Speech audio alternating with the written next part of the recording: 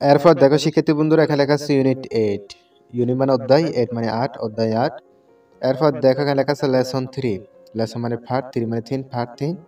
এরপর এখানে লেখা আছে এ ওয়ান্ডারফুল বয়। এ মানে একজন, ওয়ান্ডারফুল মানে অসাধারণ, বয় মানে ছেলে বা বালক। এখানে বলতেছে এ ওয়ান্ডারফুল বয়, একজন অসাধারণ ছেলে। আমরা এই ছবিটিতে দেখতে পাচ্ছি এখানে শেখ মুজিব তার ছেলেকে জড়িয়ে ধরছে, এটা হচ্ছে শেখ রাসেল।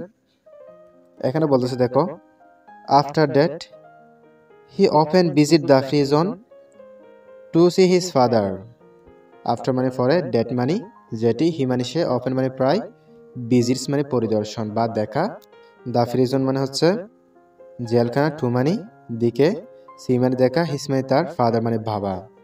এখানে বলতেছে after that he often visits the prison to see his father. এরপর সে প্রায় তার বাবাকে দেখতে কারাগারে যান। কে যান? শেখ রাসেল। এরপর এখানে বলতেছে his father is foot, therefore his fight for the freedom of the nation. His মানে তার, ফাদার মানে বাবা, হিজ ফাদার মানে তার বাবা, ইস মানে হয়, ফুট মানে রাখে, দেয়ার মানে সেখানে, ফর মানে জন্য, হিজ মানে তার, ফাইট মানে যুদ্ধ, ফর মানে জন্য, দ্য ফ্রিডম মানে স্বাধীনতা, অফ মানে এর, দ্য নেশন মানে জাতি। এখানে বলতেছে his father is foot, therefore his fight for the freedom of the nation. জাতির স্বাধীনতা লড়াইয়ের জন্য তার বাবাকে সেখানে রাখা হয়েছিল। এরপর এখানে বলতেছে in the jail gate the kid never smiles before seeing his father. In মানে মধ্যে, দ্য জেল মানে জেল, গেট মানে গেট, দ্য মানে নির্দিষ্ট, কিড মানে হচ্ছে শিশু, নেভার মানে না, স্মাইলস মানে হাসে না, অর্থাৎ স্মাইলস মানে হচ্ছে হাসা, নেভার স্মাইলস মানে হাসে না, বিফোর মানে আগে, সি ইন মানে দেখা, হিজ ফাদার মানে তার বাবা। এখানে বলতেছে in the jail gate the kid never smiles before seeing his father. জেলের ভিতর তার বাবাকে দেখে সে হাসে না, অর্থাৎ জেলের যে ফটগুলো আছে এগুলোর ভিতরে তার বাবাকে দেখে ওই শেখ রাসেল হাসতেছে না। এরপর বলতেছে only one his father comes to the meeting room.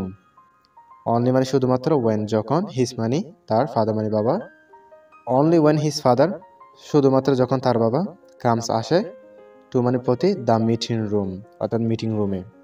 তাহলে এখানে বলতেছে যখন তার বাবা মিটিং রুমে আসে তখন শেখ রাসেল কি করছিল? He jumps into his arms and smiles. He মানে সে, জাম্পস মানে লাফালো, ইনটু মানে ভিতরে, হিজ মানে তার, আর্মস মানে বাহু। হি জাম্পস ইনটু হিজ আর্মস, সে তার কোলে ঝাঁপিয়ে পড়ে। সে বলতে কে? শেখ রাসেল তার বাবার কোলে ঝাঁপিয়ে পড়ে, অ্যান্ড এবং স্মাইলস এবং সে হাসে। এরপর দেখো আমরা এই ছবিটি দেখতে পাচ্ছি, এখানে শেখ রাসেলকে দেখা যাচ্ছে কবুতর পালতেছে এবং তার মাকে দেখা যাচ্ছে এখানে ফজিলতুন্নেসা।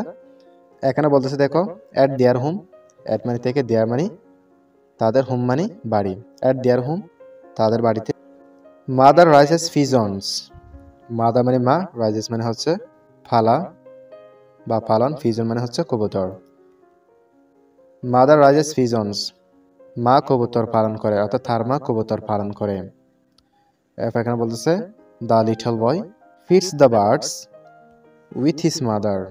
দ্য লিটল বয় মানে ছোট বালকটি, ফিডস মানে খাওয়ায়, দ্য বার্ডস মানে পাখিদের, উইথ হিজ মাদার, উইথ মানে সাথে, হিজ মাদার মানে তার মা।